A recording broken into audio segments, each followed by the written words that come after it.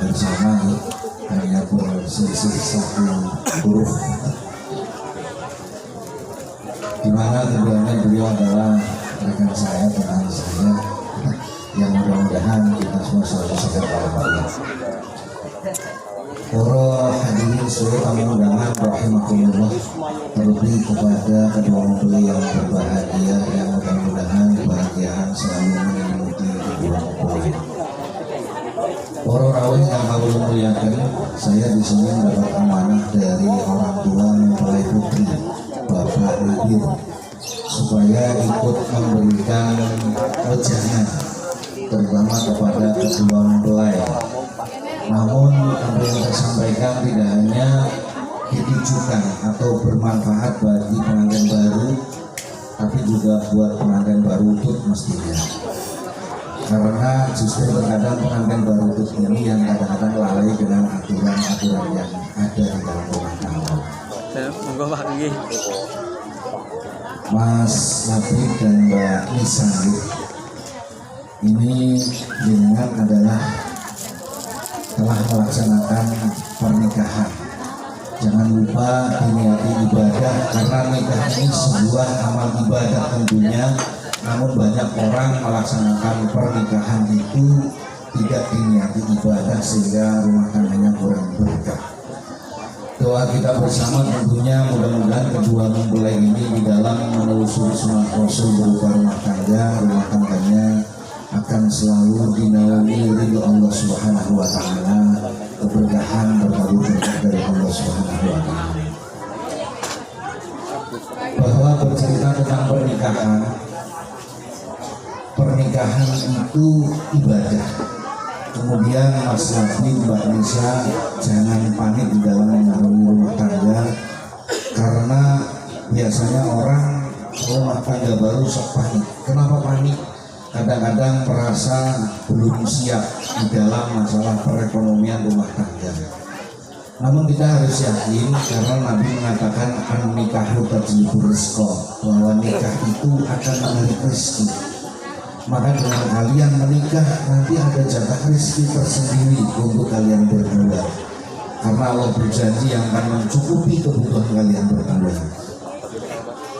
Dan kalau tidak tercukupi, insya Allah tidak mungkin. Wah, dene rumah tangga seperane ajib bae, rumah ekonominya dan sebagainya. Ini yang kadang menjadi masalah itu bukan tidak tercukupi kebutuhannya, tapi kadang-kadang dengan gaya hidup sehingga manusia itu mempunyai bukan kebutuhan tapi keinginan. Mis rumah tangganya duel motor, urung bisa tuku motor. Duel motor tangganya duel mobil, urung bisa tuku mobil. Mobil, motor dan sebagainya itu bukan merupakan kebutuhan, tapi itu merupakan keinginan-keinginan.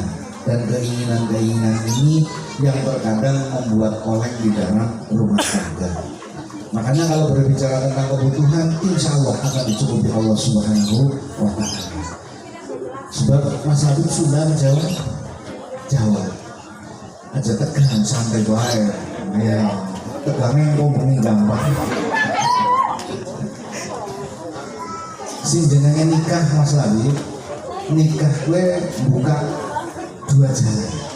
dua jalan yang dibuka oleh pernikahan. Yang pertama dalam rezeki, sing keloro dalam bayi, dalam barokah atau dalam bayi,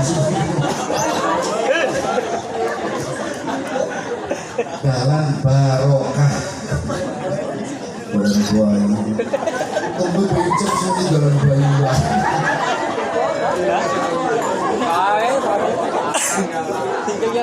Parah ya, parah. Jadi nikahnya buka dalan loro, dalan rezeki karo dalan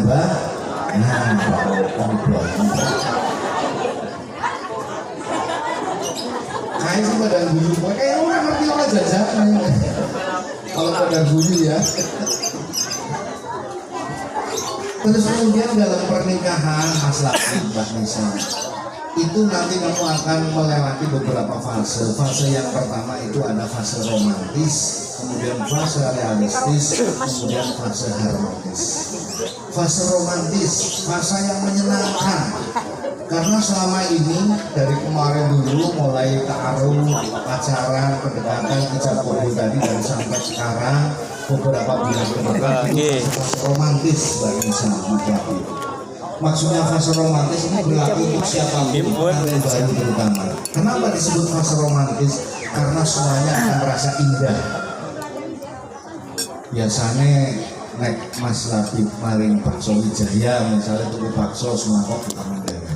Tapi kalau bojone supaya terlihat romantis beli satu mangkok berdua, nah romantis. Nah ini biasanya berlaku bagi mereka yang masih pacaran gitu. Cowok alasannya mangan bakso semangkok karo pacaran yang tetap romantis pesennya semangkok, padahal mirip. Itu fase-fase romantis. Kenapa pernikahan usia muda, pernikahan maksudnya waktu menikah di dalam rentang waktu yang masih muda atau sebentar ini disebut fase romantis? Karena semuanya terlihat indah, terasa indah.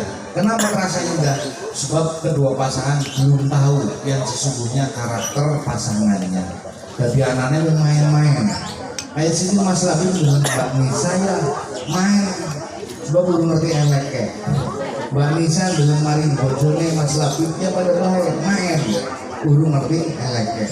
Kau wis mulai bojo turu bareng mulai sedikit ketemu eleknya. Misalnya, wah ternyata bojone lo nggak turu ngorokan, ada suaya subuh nentutan, terus mulai keton aslinya. Sini Mas Labib kan hanya baru bisa melihat indahnya senyuman istri, ya kan? Urung-urung merem kayak apa ini?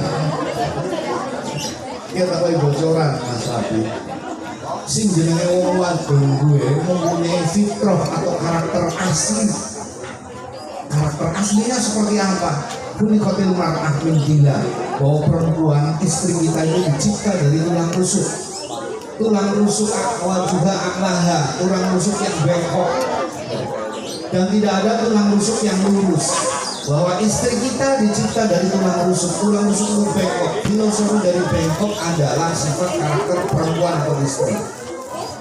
Maksudnya sifat karakter istri kita bengkok itu ada judesnya, lembusnya, jealousnya, cerewetnya, dan semua ini akan berlaku kepada makhluk bernama perempuan.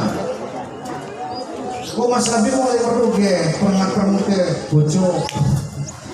bojo Mas Labib. Nek wis mulai meremut medeni kok. Iku waktu ngomong numpuk dari siji waktu.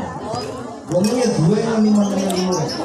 Ngomong-ngomong aman kok ngomong-ngomong. Itu makhluk bernama perempuan, anak cerewet dan sebagainya. Dan itu biarkan, karena itu memang sifat karakter perempuan. Nanti akan terlihat semua. Nah kemudian setelah fase romantis nanti masuk kepada fase realistis. Maksudnya kenyataan secara objektif di dalam rumah tangga. Maksudnya bagaimana? Kamu masuk ke rumah tangga tadi diijab kabulkan, walaupun berbahasa Indonesia itu adalah terjemahan dari ijab kabul bahasa Arab. Jadi pernikahan adalah istihlal furujahunna bi kalimatillah. Bahwa pernikahan itu dihalalkan, yang tadinya haram ada proses hukum beralih kepada halal, yang tadinya haram bersentuhan, haram berpandang-pandangan, setelah istahlaltum furujahunna bi kalimatillah, diikat dengan kalimat Allah berupa ijab kabul, maka menjadi halal. Dan sebagainya dan rumah tangga itu diikat oleh aturan main. Di societas illusius, ini kalau istilah hukum. Setiap sebuah komunitas perkumpulan pasti ada aturan main. Maksudnya bagaimana? Kemarin saat lajang Mas Labib, kemudian lajangnya Mbak Nisa, tulan bali-bali bali super masalah. Dia tidak uskan orang. Menjadi sebuah komunitas perkumpulan dua orang ada aturan main. Mas jangan sedih bojo karena nek dolan balinya jangan ini jauh seorang ini balap suksesan dan ini seperti itu. Jadi ada aturan main. Makanya tadi Quran membaca ayatnya wa min ayatihi an khalaqalakum min anfusikum azwajan litaskunu ilaiha wa ja'ala bainakum mawaddatan wa rahmah inna fi dzalika laayatin liqaumin yatafakkarun. Ayat apa niki Bu? Quran. Surat apa? Surat Al-Quran, jelas benar. Jadi ayat ini menunjukkan tujuan nikah. Allah memasangkan manusia laki-laki dan perempuan dinikahkan litaskunu ilaiha. Tujuannya supaya sakinah. Sakinah itu artinya harmonis, tentrem. Sakinah ya Mas Habib, kudu singkatan sekali naik undang nambah bukan. Sakinah, tentrem, harmonis. Jadi ketika jomblo kemarin hatimu tidak tenang tuh ya, kesat bingung. Ciri jomblo bulana buatel. Tapi setelah menikah, karena tujuan nikah adalah taskunu supaya tentrem hatinya, maka nikah akan menjadi tentram hatinya. Kemudian ada pertanyaan lah, benen seperang-seperangnya yang bocor hatinya orang tentrem. Ya jajal bocor pisang maning. Ya tidak seperti itu, karena tujuan bojo menikah itu men sakinah, men tentrem, men harmonis. Fokus bojo ora sakinah, ora tentrem atine, maka itu ada human error, ada kesalahan dalam pelaku nikah. Karena nikah itu diikat dengan kalimat Allah, kemudian menjalankan rumah tangganya tidak dengan aturan Allah, maka tidak akan terjadi rumah tangga yang sakinah. Fase realistis dalam rumah tangga, Mas Labib, kalian menikah bukan hanya menyatukan dua hati, hatimu dengan istrimu, tapi menyatukan dua keluarga. Karena dua keluarga, maka di situ akan ada berlaku kaidah man tawalladaka, orang yang telah melahirkanmu, dan man tazawwajaka, orang yang telah menikahkanmu. Di situ berlaku. Maksudnya bagaimana? Orang yang melahirkan kita dan orang yang menikahkan kita, maka secara otomatis setelah terjadi ijab kabul, baik orang tua kita ataupun orang yang telah menikahkan kita atau mertua kita, itu sudah include menjadi orang tua kita. Harus dihargai dan dihormati. Maksudnya apa? Mas Labib, Mbak Nisa, mertuamu, wong tuamu bojomu, ya wong tuamu. Kudu sing akur, sing harmonis. Paham ya?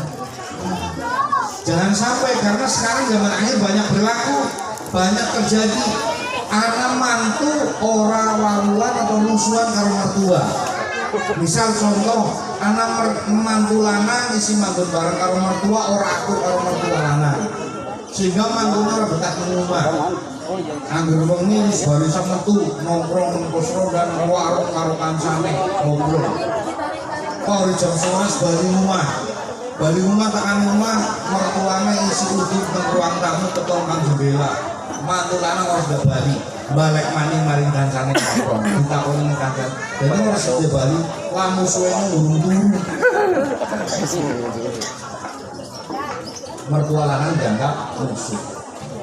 Nah kemudian mertua wadon sama nih, repotnya atau tanggung jawab orang tua setelah menikahkan anak harus menyadari mantu. Karena apa? Si mantu itu anak wong liya, anaknya dewek, bahaya kadang-kadang berselisih pendapat dengan kita sebagai orang tuanya yang jelas-jelas itu darah daging kita. Apa nih mantu itu kan anaknya wong liya, darah dagingnya orang lain. Ini perbedaan pendapat itu pasti ada. Makanya sebagai orang tua, sebagai mertua, jadilah mertua yang bijaksana. Karena pasti ada perbedaan di situ, pola pikir, pola pandang dan sebagainya akan berbeda dengan menantu Allah. Dan kemudian terjadinya orang akur anak karo mertua, mantu karo mertua, anak karo orang tua terkadang nyuwun sewu nih, sing pada tuman ini. Biasanya semarang orang akur cokan itu mertua wadon. Kenapa mertua wadon? Mertua wadon cok akeh omongnya maring mantu wadon, maring mantu lanang. Gitu. Ini yang kemudian menimbulkan sebuah perselisihan. Anak mantu wadon cok banding-bandingna maring mantune dewek.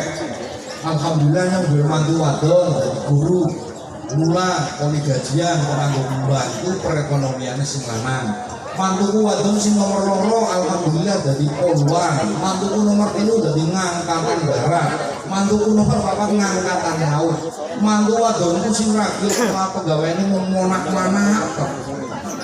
Mantu dibanding-bandingkan nomor mertua ciri nanti terus emosi terus kesu akhirnya timbul permusuhan.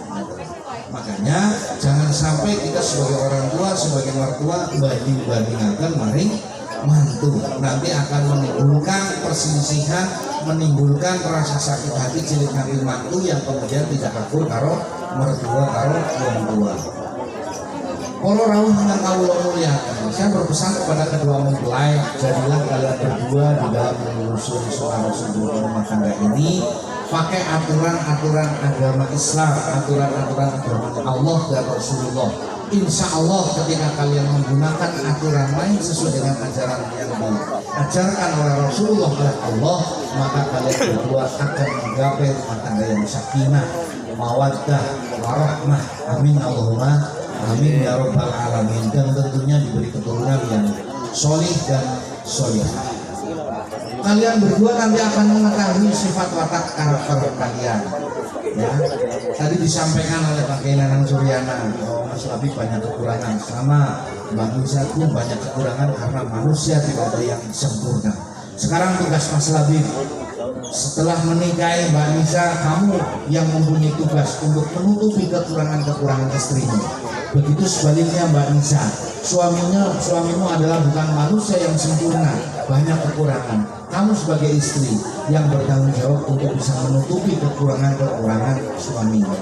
Jadilah suami yang romantis kepada istri. Dengan keromantisan tersebut, insya Allah akan menjadikan istrimu senang hatinya. Dengan hatinya senang akan memupuk ketaatan berbakti kepadamu sebagai seorang suami. Jangan memandang kekurangan pasangan jangan dipandang. Karena kekurangan pasangan ketika dipandang terus nanti akan menjadi sebuah ketidakharmonisan di dalam rumah tangganya. Jadi suami yang romantis seperti apa sih? Yang nggak melaku mungkin digandeng. Apalagi main narik LP bangsane ya, Mas Labib digandeng. Wongnya lagi maring LP ya karo bojone gandengan tangan. Main romantis. Sebab sebenarnya wong wadon nggih Labib kurang. Nek maring LP ora digandeng wong wadon nggih. Oh iya biar apa-apa dijiwoti lah. Aduh. Tapi paling tidak itu menunjukkan bergandengan tangan ada sebuah keromantisan. Paham ya? Wah, bojone nganggur, orang bisa golek duit, orang kerja. Jangan sampai kamu seorang suami misalnya nih, istrimu tidak bekerja. Ketika ditanya bojone nyambut gawe nanti lah bojoku nganggur nang omah.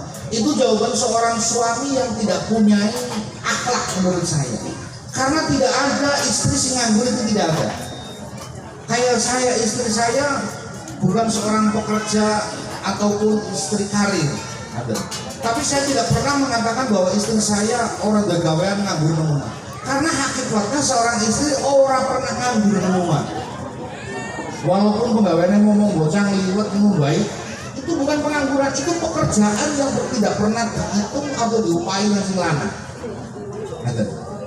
Jadi tidak ada yang namanya istri nganggur. Ngomong bocah itu pekerjaan yang sangat berat itu, berat. Nek wong lanang nyambut gawe nih, seneng bengkel, seneng sekolahan, seneng kantor, jam kerjanya jelas. Kayak pakai lanang nih, buka bengkel jam 7, selesai jam 4 ini lanang. Selesai sudah jam kerja. Jam 7 sampai jam 4 sudah selesai. Istri kita jam kerjanya mulai jam berapa? Dari mulai terbitnya matahari sampai terbenamnya mata suami, itu jam pekerjaan istri kita. Kenapa saya sebut dari mulai terbit matahari sampai terbenamnya mata suami? Sebab yang namanya istri, kalau mata suami belum terbenam, pekerjaannya si anak baik. Si bojo lanang belum turun, tiga anak baik gaweane wong wadon. Si jalur gawe wedang lah, si jalur pijet lah dan sebagainya. Jadi jangan tidak jelas jam kerja terus mawon. Makanya suami yang bijaksana adalah suami yang mengerti akan keluh kesah istri, kemudian capeknya istri dalam bekerja di dalam rumah tangga. Makanya aja bangga bagi suami yang punya istri bisa pinter boleh duit ini. Pala Mas Labib dua bojo wadon kok pinter boleh duit perkasa sama wong lagi. Bukannya enak bisa membantu pekerjaan rumah tangga atau perekonomian rumah tangga. Tidak, maksudnya kayak gitu Bib. Dua bojo pinter boleh duit perkasa. Maksudnya gue wah wis nyimpen duit nang kupluk ketemu nang sing wadon. Wis nyimpen nang kita klambi ketemu nang sing wadon. Wis nyimpen bojo pinter golek. Ini.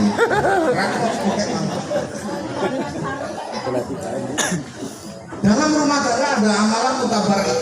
amal mutabariah, amalan seputar rumah tangga, dan semuanya kalau kita tahu ilmunya diniati ibadah maka bernilai ibadah dan pahala. Semuanya nggak ada masalah. Kayak Mbak Nisa, sekarang kamu ngumbahi lambine sing lanang ganjarannya 1000 per potong. Nah ini ngumbahi negara orang ganjaran. Kowe ngumbahi lambine sing lanang sing sepotong kowe ganjarannya 1000 ganjaran. Lambi karo kata ku 2000. Kurang apa sih ora Pak Ijo tapi itu semua benar men. Kowe arep lunga mendhi pamit mari sing lanang. Mas, aku arep mari mene kancane arep lunga pamit. Pamit itu ganjaran. Salaman diambung tangannya sing lanang. Kowe ganjarannya pada bae nyucuk Hajar Aswad waktu sing nang pojokan Ka'bah. Paham? Diambung tangannya. Apa mana bojomu ireng makane Aswad temenan. Paham ya? Amalan mutabarina. Ila nadhara inna rajula idza nadhara ila imra'atin fa nadhara ila nadhara Allah ta'ala ilaihi wa nadhara rahmah. Saiki Mas Labib nek ndeleng mari sing wadon balas memandang kepada suami dengan pandangan kasih sayang, maka kamu akan dipandang oleh Allah dengan pandangan kasih sayang oleh Allah. Nek ini kok urung ijo gelem-geleman betul sama maksiat. Nek siki gelem-geleman ndeleng mantan sing wadon. Lah Mbak Nisa terus membalas memandang pandangan matamu. Terus kok kedip-kedip siji matane. Itu bernilai ibadah dan dia akan dipandang pandangan kasih sayang oleh Allah. Sebagai ini orang ini kan cara bocah ini pandang-pandangan dengan pasangannya itu ada mempunyai nilai atau makna tersendiri. Jadi nek gelem-gelengan dengan pacare kedap-kedap siji sing tengen jare maknane I love you. Nek sing kedap-kedap sing kiwa jare I want to kiss you. Nek kedap-kedap loroe jare I kelilipan you. Jadi ada makna tersendiri nih. Nah, memandang pasangan hidup itu akan dipandang kasih sayang oleh Allah. Kemudian idza akhadha bi kafiha tasaqatat dunubuhuma min khilali asabihi. Mbok habis deleng-delengan Mas Labib karo Mbak Nisa. Kemudian Mas Labib cekel tangannya, bojone cekel cet. Mbak Nisa balas cekel di rumah kayak bemersakan kayak. Paham ya? Coba praktek kasih sini. Mau cekel cet tangan bojomu ya, Dit. Cet. Banyak kan balik cet. Kayak dulu terus santai kayak. Paham? Engkau tasak kotor dulu makin hilal ya asal lima. Kok dosamu tuh ambrol tuh jari-jarimu bro, paham? Well, tapi cekel-cekelan tuh dosamu ambrol. Mau cekel-cekelan ya wis yang urusan dewek. Kok ganjarannya lebih gede. Paham ya? Terus ini yang takon, wong tuamu diwakili mau pakai Nana Suryana minta doa mudah-mudahan sakinah mawaddah warahmah diberi keturunan yang solihah cerdas percaya. Gua kepengen tulisannya solihah turunannya kemudian cerdas. Kepengen banget nih. Nah, tak wae cara gelem. Caranya ini. Oh bengi dia ngomong. Nah, dia mengkitab ke Malayu tuh.